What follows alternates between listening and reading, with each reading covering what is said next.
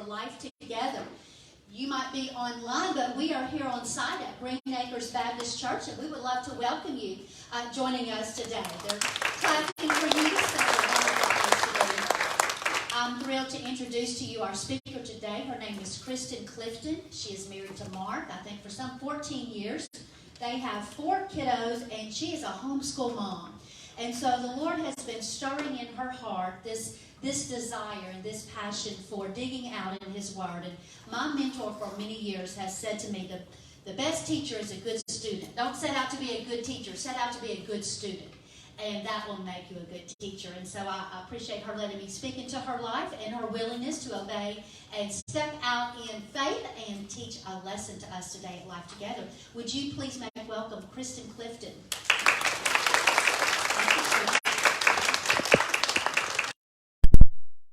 Which one is the right one?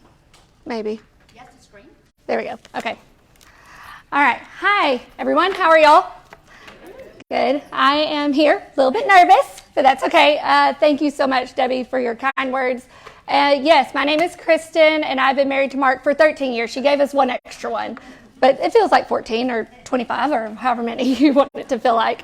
We do have 4 kiddos. I have 2 boys and then 2 girls, and they are 10, 8, 6, and one will turn 4 at the end of this month. So, and I was a former elementary school teacher. My parents were both teachers, everyone was, and, you know, God's got jokes because He turned me into a homeschool mom, and that can be quite the challenge for sure because you're just going to see me inside the walls of my own home going a little bit nuts normally. So it can be, that for me is what is something that is sanctifying and can kind of be really hard. And I know for a lot of people, especially those of us that had kids this past year and a half, they came home from school and kind of everybody turned into a homeschool mom. But even if you didn't have kids in your home this past year and a half, kind of a doozy. Everybody had to shift. The entire world kind of went through something, but maybe it's not even that. Maybe just in your life, things have gone topsy-turvy. That can happen too. And so I wanted to talk about today, what do we do when life kind of falls apart, crumbles, and you're kind of looking around and going, oh man, what now? So we're going to start in Nehemiah.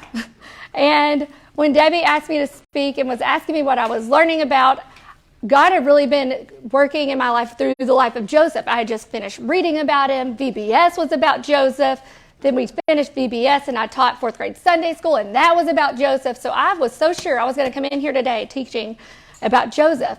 And then my boys went to football camp. And the football camp here at Green Acres, and they had a verse, and it was this verse, and it said, do not be afraid of them.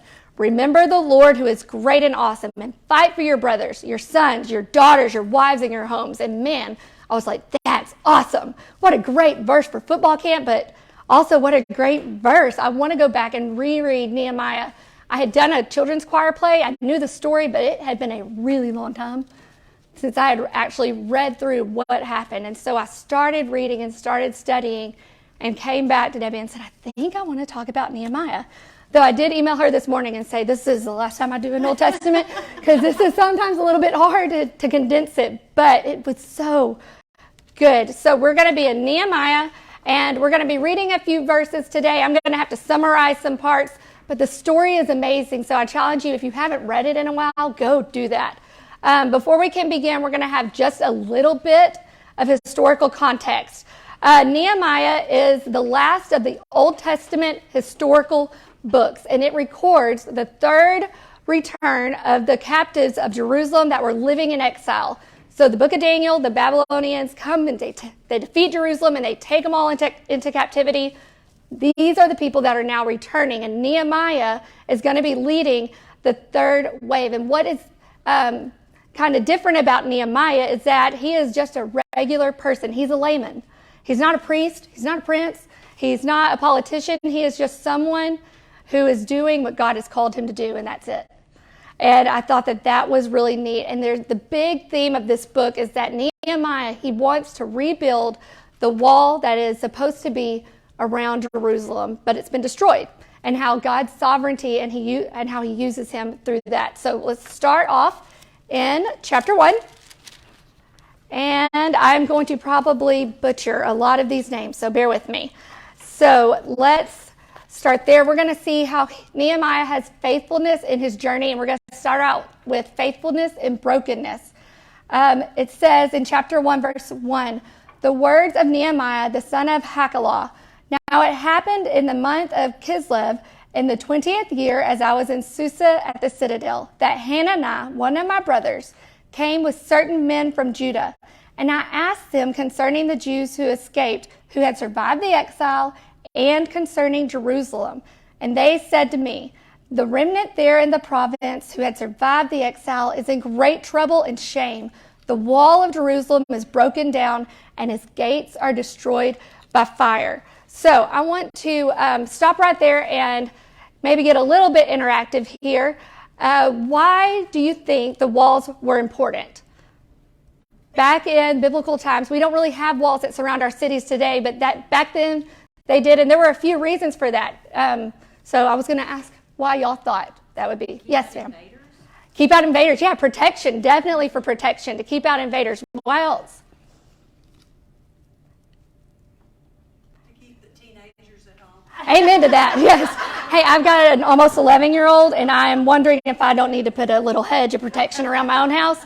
But to set up a clear boundary, that's actually one of the things I have. To set up a clear boundary or border. Hey, this is where we live. And then another one that I didn't even think of until I was studying this was that it reinforced a culture and an identity.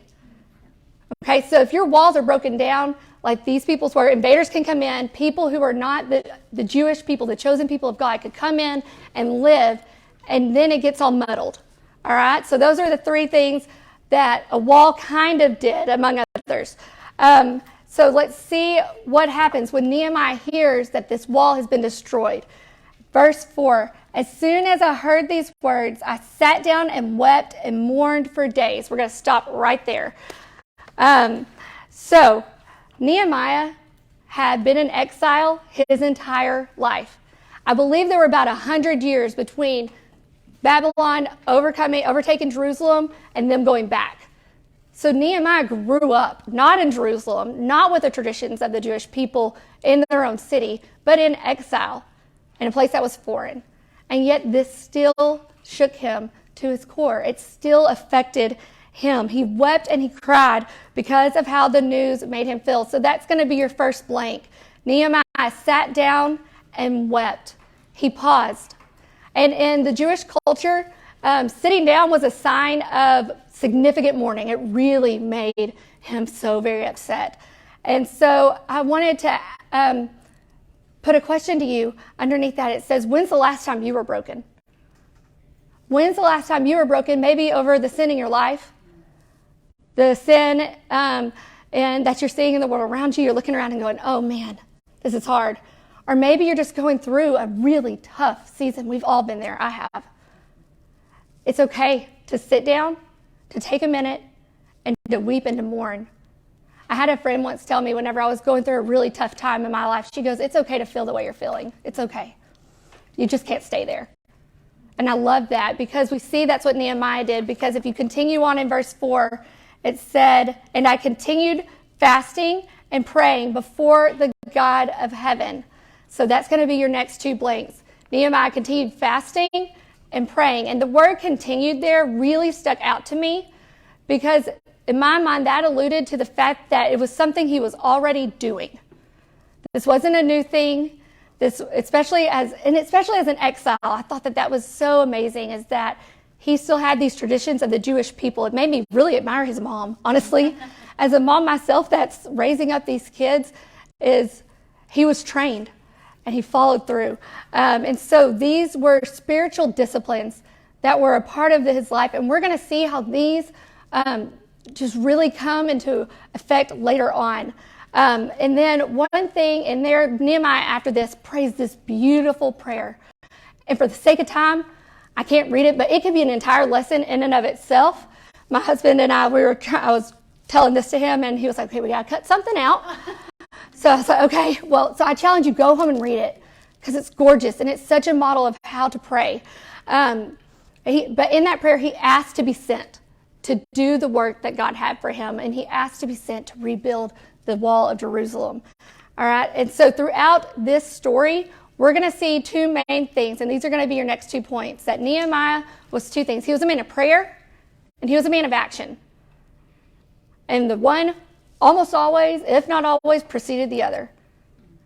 And so that is one of the things about Nehemiah's story that just really hit home for me.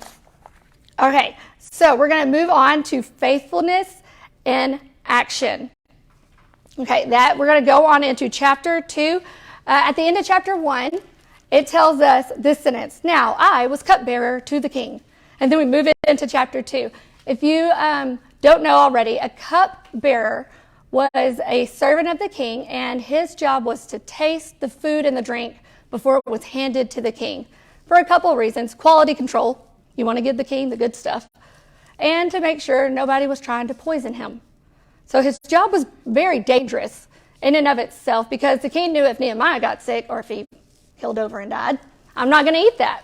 So this job was significant because he was with the king a lot, in the presence of the king a lot.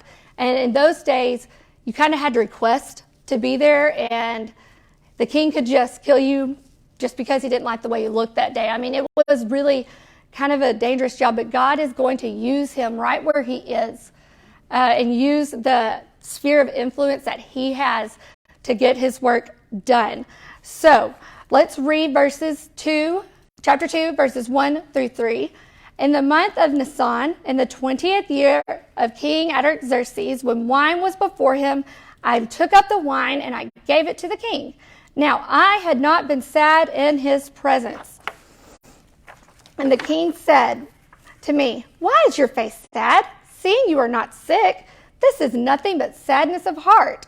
Then I was very much afraid. So we're going to stop there. I know I said through verse 3. We're going to pause for just a minute. He hands the king this wine, and he could already get in trouble. The king could not like the fact that he looks sad and he's ruining his little party that he's got going on over here, and he could be done with him just like that. So no wonder he's afraid, right? And so we see that Nehemiah, even though he was afraid, he was bold. And we're going to watch what happens. It's so cool. Because the king says, I said to the king, verse 3, "Let the king live forever. Why should not my face be sad when the city, the place of my father's graves, lies in ruins, and its gates have been destroyed by fire?" And the king said to me, "What are you requesting?" And so I prayed to the God of heaven, and I said to the king. And so he prays. I love that. He stops. He prays. Probably right then out loud or in his head. It's like one of those little shoot-up prayers. "Oh, please, dear Jesus, let this work out." All right? And it just goes to characterize those spiritual disciplines. He is a man of prayer. It shows the constant communication he had with the Lord, and I love that. And so he prays again and asks the king, despite his fear, and he asks the king for permission to go back and rebuild this wall. And that's what the next few verses are talking about. He asked for papers and a guard to get him there safely, and for permission to cut down trees to rebuild this wall.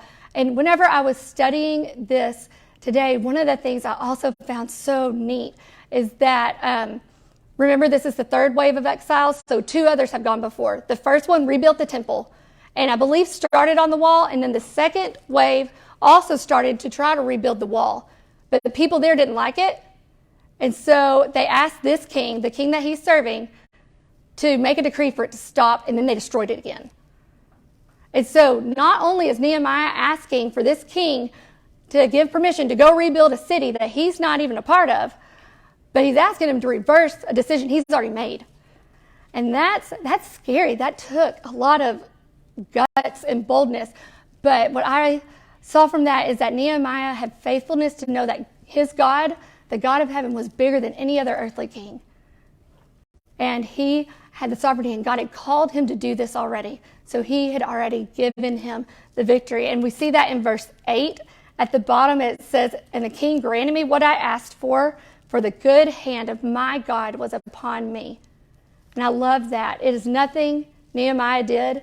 There is nothing special about him, and it is all God in his good hand. All right, so let's move on a little bit. We're going to go on to faithfulness amidst opposition. Now, here is where I'm going to start skipping down just a little bit and summarizing for y'all what's happening just for the sake of time. But like I said, please go and reread it. The story is just fascinating. Now fill in those two blanks. Oh, where did I? Yeah, he prays again and asks the king despite his. Oh, yes. Despite his, I missed one. I'm so sorry. Thank you. Despite his fear. Yeah, he was afraid. And the next one. Oh, yes. And now that's where I'm going to get to. I moved down one too many. All right. We're going to get to that one. So, Nehemiah goes to Jerusalem. The king gives him permission. He's going to go to Jerusalem. And this is where I'm going to summarize. Here we go. He went to Jerusalem and he got there and he's there for about 3 days. And then he goes and assesses the damage. How bad is it really? But he does this in a different way. He goes in under nightfall, under the cover of night, and he goes alone. He doesn't tell the rulers. He doesn't tell the leaders. He just goes and sees, what is it for myself? And then he comes back and he has a plan. And he calls all those rulers together. And this is what he does. And I love this. Go to verse 17. So chapter 2, verses 17, that's where we are. I skipped a whole page. Let's see. Then I said to them, you see the trouble we are in, how Jerusalem lies in ruins and its gates are burned. Come, let us build the wall of Jerusalem that we may no longer suffer derision, disgrace. And I told them of the hand of my God that had been upon me for good, and also of the words that the king had spoken to me. And they said, let us rise up and build. So they strengthened their hands for the good work. I cannot believe I almost skipped this point, you guys. Nehemiah motivated the people by recounting God's goodness. And I loved that so much because of just a picture of these people that have been living now in a broken place. Inside broken and run down things that are just destroyed. And I just get the feeling that they were probably just heavy. And it was hard. And he goes in and he motivates them by recounting the goodness of the Lord. And it just reminded me that we are to do the same.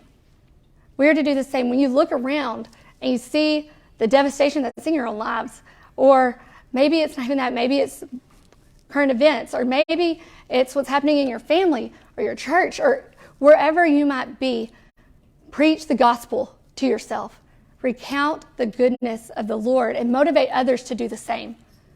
So, all right, now we're going to move down to faithfulness amidst opposition. And I'm going to turn over this page.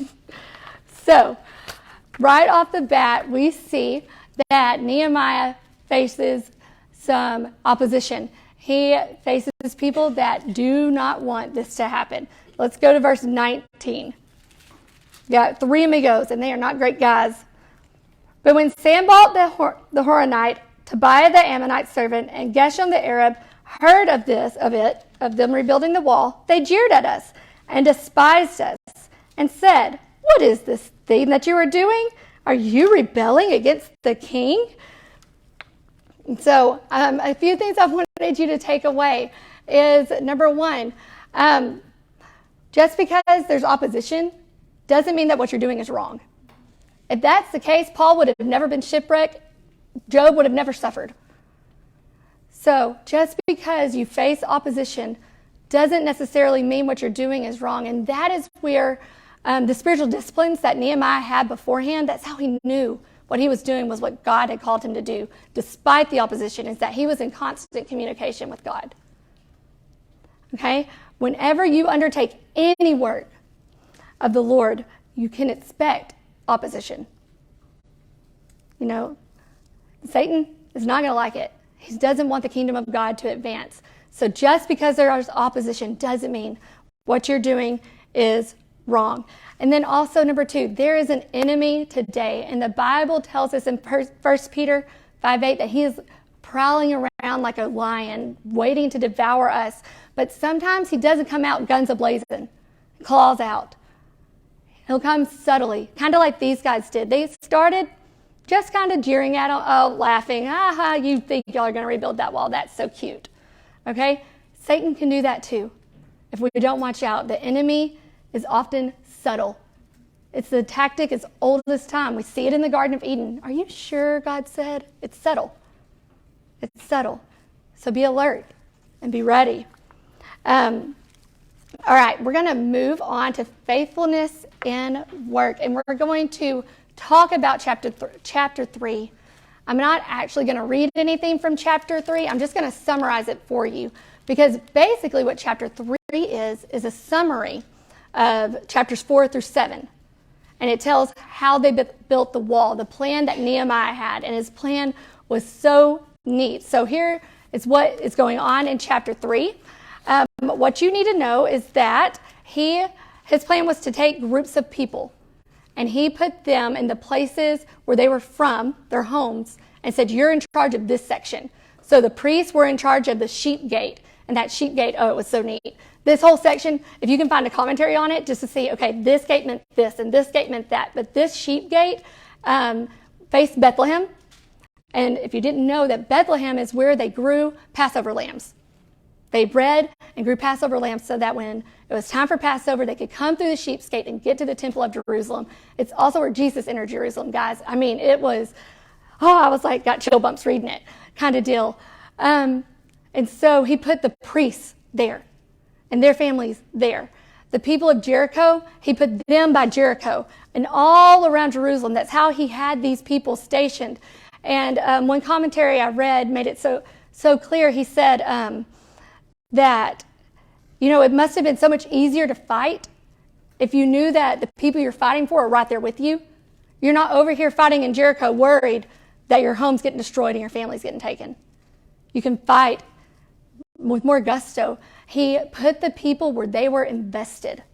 So that's going to be your next blank. Nehemiah put the people in places along the wall where they were already invested. It was already their home. They already had skin in the game. So my question to you is, where's your section of the wall? Where are you personally investing your time, your energy, your resources?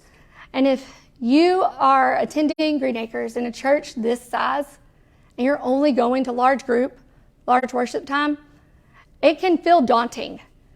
And it can feel like it's hard to know, well, where's my place? Where's my section? And so I encourage you, how big church gets small is you invest and you find those groups. We call them connect groups here. It's where you meet with a group of people and you discuss things of the Lord. And it's how you find the people you're going to fight with. It's also where you can find a place to serve.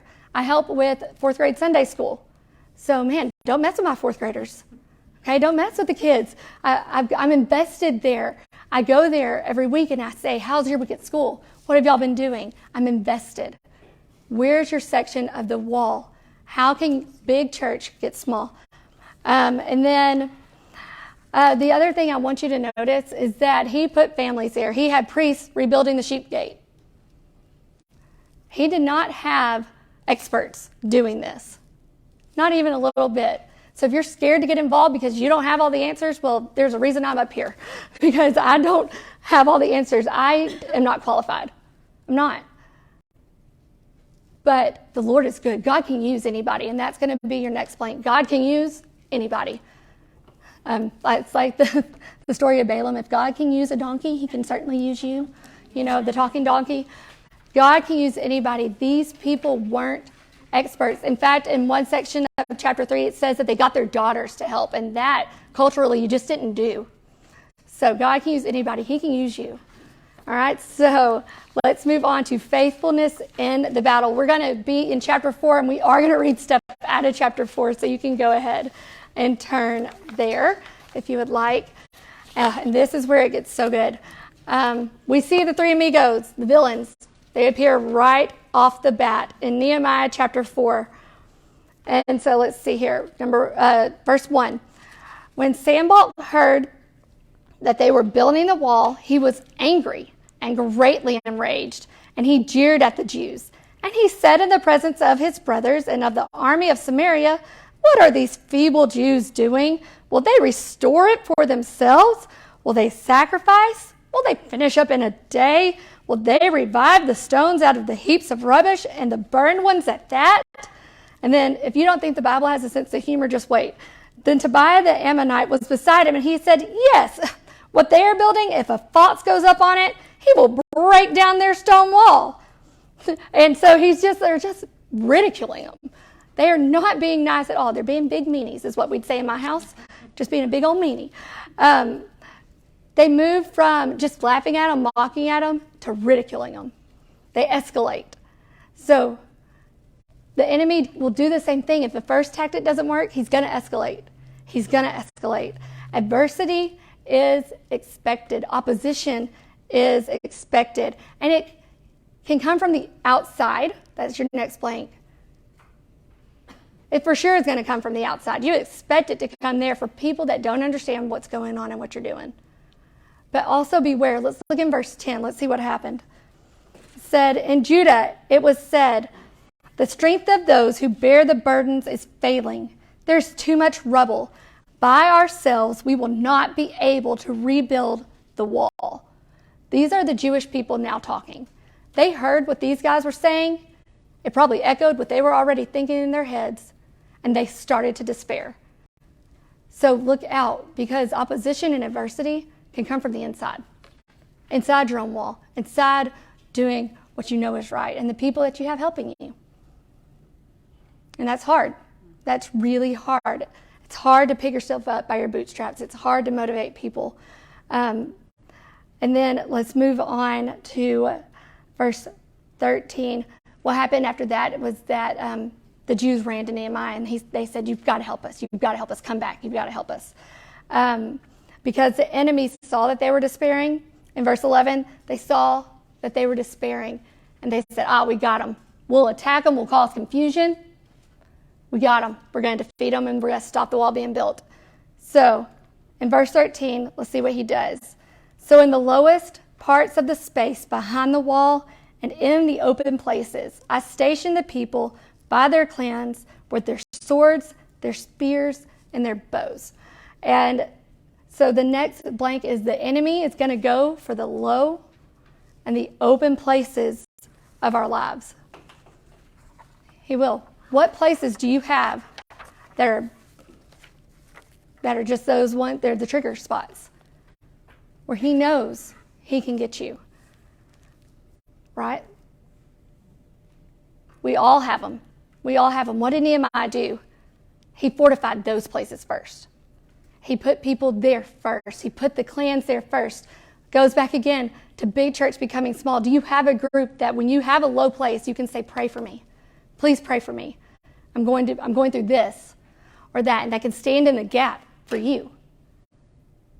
So he's going to go to the exposed areas, but I love what Nehemiah did. And here's the Braveheart moment, the battle cry moment, and this is what Nehemiah said. Look at verse 14. Let me find my actual thing. Verse 14 says, and I looked and arose, and I said to the nobles and to the officials and to the rest of the people, do not be afraid of them. Remember the Lord who is great and awesome, and fight for your brothers, your sons, your daughters, your wives, and your homes. Man, if that does not get you just prepared and you're like, yes, God, he challenged them again to remember the Lord. And we see this happen all throughout history too. We have all these battle cries of remember. You know, we're in Texas. Remember the Alamo. Remember Pearl Harbor, 9/11 for me. Never forget. It's also another remember thing. Remember what you're doing, what you're called to, and what you're fighting for, and who you're fighting for. Remember. Okay? Fight for the people and the places that you care about. Fight for the people and the places that you care about. Nehemiah already had them where they were supposed to be, where they had the most skin in the game. He had them there. Okay, and so then we're going to see faithfulness in rebuilding in the rest of chapter 4. It says, my Bible, the heading says the work resumes. When our enemies heard that it was known to us that God had frustrated their plan, we all returned to the wall, each to his work. From that day on, half my servants worked on construction, and half held the spears, shields, bows, and coats of mail. And the leaders stood behind the whole house of Judah, who were building on the wall. And those who carried burdens were loaded in such a way that each labored on the work with one hand and held his weapon in the other. And each of the builders with his sword strapped to his side while he built. The man who sounded the trumpet was beside me, and I said to the nobles and to the officials and to the rest of the people, the work is great and widely spread, and we are separated on the wall, far from each other. It's a big place, guys. It's got to go around a very big city. Verse 20, in the place where you hear the sound of the trumpet, rally to us there. Our God will fight for us. So, not only did the enemy retreat, okay, they saw, oh, we're not going to win, so they retreated, but that didn't mean that Nehemiah let his guard down. That didn't mean he was like, oh, okay, good, God gave us a victory, we're good now. No, he kept people there, and in fact, he added more. He had a plan of action. He stayed vigilant. So that's your next blank. Stay vigilant. Stay the course. Don't rest. Don't rest. The rest of that section tells how he didn't even let them change clothes. They had to wash. They had to bathe with their clothes on. They had to be ready the whole time. Okay, he was a very good leader. And then I loved the word picture there of everybody that's building, and they've got their hand on one thing, the hand that they're using to build, but they got their weapon in the other. And what a word picture of the Christian life. Charles Spurgeon sent out a newsletter, and he titled it, or a magazine, he titled it The Trowel and the Sword, based off of this scripture. And because in the Christian life, we have our trowel, we're building. We've never fully arrived. We're always learning. The spiritual disciplines, we're always doing them. Always building upon our faith and getting and growing deeper and closer to Christ. But not only that, we have to have our sword too. And Paul gives us a great picture of that of the armor of God and the sword in Ephesians 6:17. And he calls the sword, it's the sword of the Spirit, which is the word of God. This, how we fight our battles. It's how we fight our battles. It's how we know what we're called to do. It's how we stay the course. It's how we know how to live righteously. All of it. This is how we fight our battles. With a trowel in one hand, always working, always building, and then our sword in the other. Okay? And then lastly, I wanted to touch on was that they rallied together. They finished this work, guys, in 52 days. 52. That was unheard of. That's insanity. And do you know that what they did, that's what the city of Jerusalem, the walls of Jerusalem that are built up now, that's what they're built on, is the work that these people did. It still stands. And they finished in 52 days. It's mind-blowing to me. But I love how we talked about you're at all these different places. You're spread out. But when you hear the trumpet, rally together, run together, because that's where we're strongest. And I couldn't help but just think about our church and just the things that are going to be happening this summer, a pastoral transition, and just things kind of just feel up in the air a little bit. It's a little bit hard, a little bit scary. We're called to rally together. Rally together, to be for one another. I was thinking about that even more and just thinking, what do I want to be characterized by when this transition happens? Because that's what feels most imminent to me. Am I going to complain?